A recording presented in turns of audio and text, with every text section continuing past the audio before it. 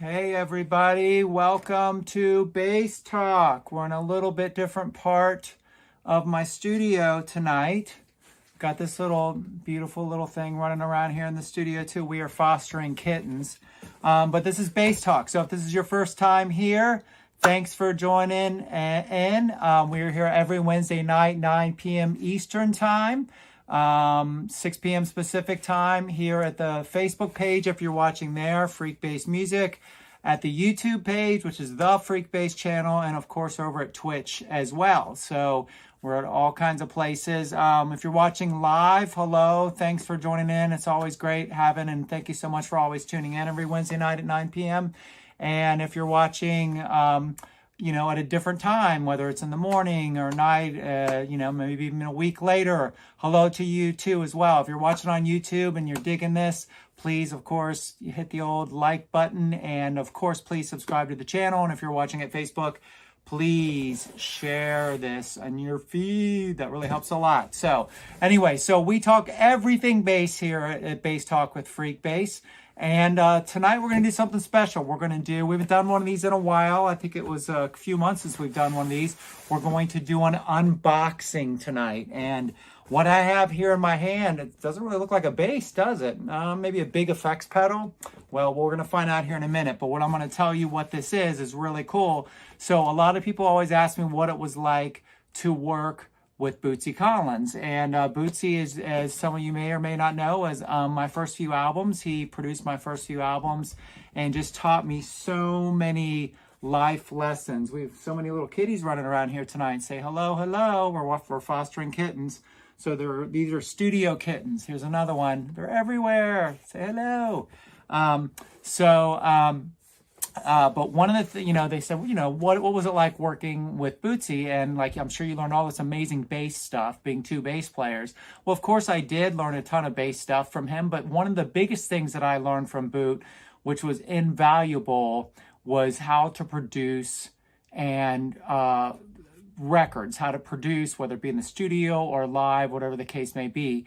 And part of that was, learning different aspects of how to record bass in this kind of way or another way. But one of the things that really helped me with both producing, songwriting, and bass line creation was learning how to get around and use the Akai MPC 2000 drum machine. The Akai MPC 2000 drum machine sequencer sampler is like almost any hip hop producer from Dr. Dre to you name it. Dre is the one that always comes to mind when I think of the MPC. I think of also DJ Shadow. So I think his was done on an MPC 60, which is another Akai drum machine sampler.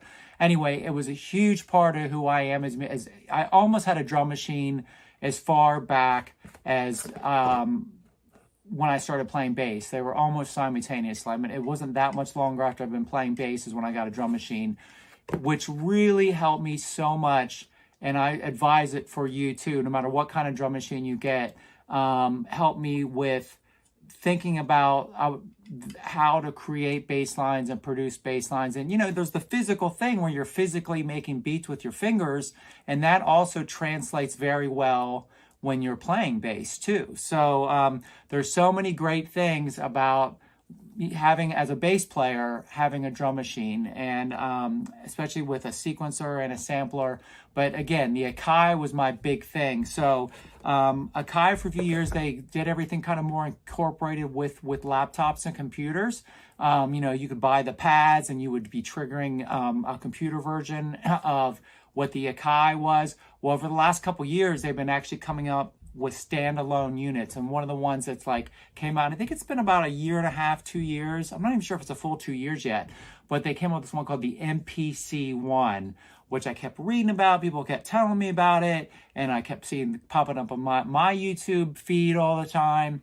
And so I was like, oh man, it's the Akai. So my MPC 2000, it was getting a little dated. It was hard, it's still, you had to use like a jazz drive with it. And that's old school jazz drive right there. So for samples and to get to load them up on the samples and stuff. So I wanted a standalone unit like that so I could start writing again. So this right here is the answer to that. So, well, let's see what's in this box right here, okay? This just came today, all right?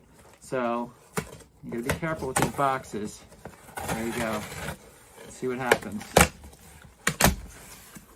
Oh my, ooh.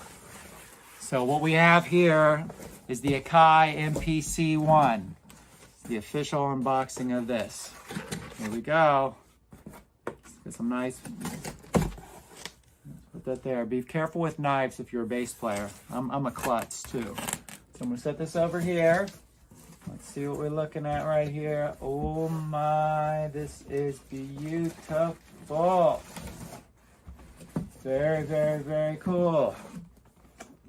Whoa. Look at this. Look at this. Whoa. I guess I should put, now here's the thing too. I had an Akai MPC 2000. This is the way they originally came, in this kind of black color right here. But I had to get the special retro version. It's it looks just like the old MPC 2000. So what we're gonna do is I'm gonna pull it out here. Let's see, make sure I do this right, because this is a beautiful box. I don't even want to mess up this box because it's so gorgeous. All right, here we go. Be very careful with my knife, as I mentioned. I even got a red knife to match the red box.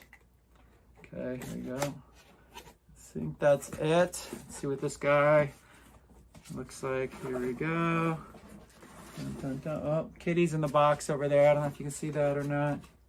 Dun, dun, dun. Here we go. Ooh, this is nice.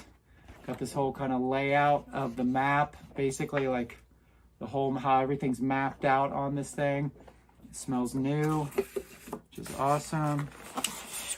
Ooh, it's very light. Coming out, looks like there's a manual right here. Dun, dun, dun. Here is the manual. Dun, dun, dun. And here, oh, we got some nice cables in here too. Looks like we've got, yep, got all the cables that we need. All right, for hooking it up for a computer if we want to. This looks like that. Looks like the power cable right there. And here is the magic right here. I'm gonna take this off. Oh wow, this is so cool. Look at this. This is gorgeous. So let me see how the pads feel. Oh, I love those Akai pads. Anybody that has Akai, any version of Akai, you know that they're all about the pads. I mean, this looks exactly like, I should almost put my MPC 2000 is actually in the other room. I should have brought it out and I could put them together. This looks exactly like, almost like a mini version of the MPC 2000. It's pretty amazing. It's very light. It's not very heavy, because I'm going to probably use this both live and obviously in the studio, but live too. Knobs look very similar. Wow. All the nice ins and outs on the back. This is gorgeous. Just gorgeous. Incredible packaging too. Akai is just, I mean, I just love their packaging. It's very, very nice packaging. It's almost like, you know, when you get a new iPhone and it has that same kind of feeling. Wow. So this is it. This is the MPC One Music Production Center. Look at this. This is slamming. Totally geeked out about it. Again, you're thinking, this is BASSTalk. Why are we talking drum machines? Well, if you're a bass player, get a drum machine and learn how to program beats. It's so important because it'll make you, besides this theatrical physical thing, part of it is just actually physically making your fingers create beats. Which will help your coordination with your bass playing.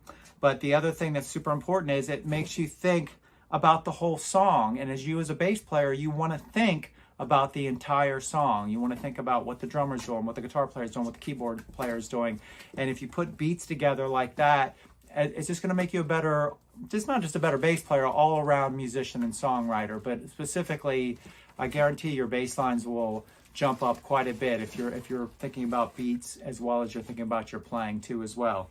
But that's it. Thank you also for being here with me tonight for this. This is going to be pretty amazing. Make sure if you get a chance, join me also Saturday night at the Facebook page, facebook.com, Freekbass Music, for Saturday Night Chit Chat. It's every Saturday night at 9 p.m. Eastern time over there.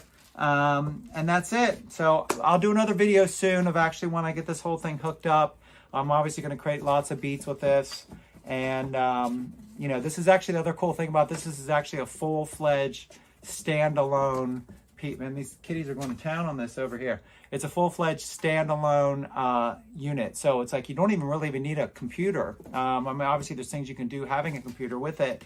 But if you just had this, you will be good. And look, I mean, look at this thing. It's just so, it's nice. It's so nice and solid. Feels really good in your hand. Again, it's not too heavy. I've heard I've watched so many videos on this on YouTube. I'm sure the touchscreen is just killer. So, but once I get this fired up, we'll do another video about that too as well. I wanted you to be a part of this unboxing. Thank you for joining me here every Wednesday night. It's always Wednesday night, 9 p.m. Eastern time. We're live, but if you're watching any other time, great. Thank you so much. This is Freekbass. Thanks again for being part of this with me, and I will see you all soon. All right, take care.